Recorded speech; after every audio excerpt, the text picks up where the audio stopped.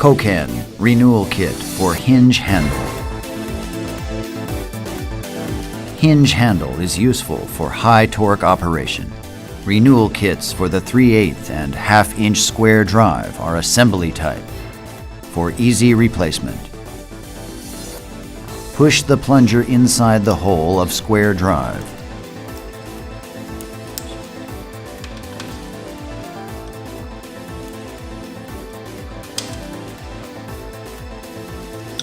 Then slide out the pin to remove the square drive. Also, remove a steel ball and spring from the body.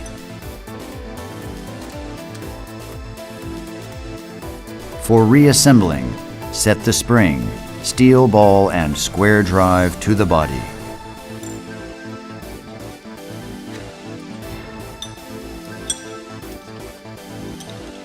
Then, insert the pin that was set with spring and plunger.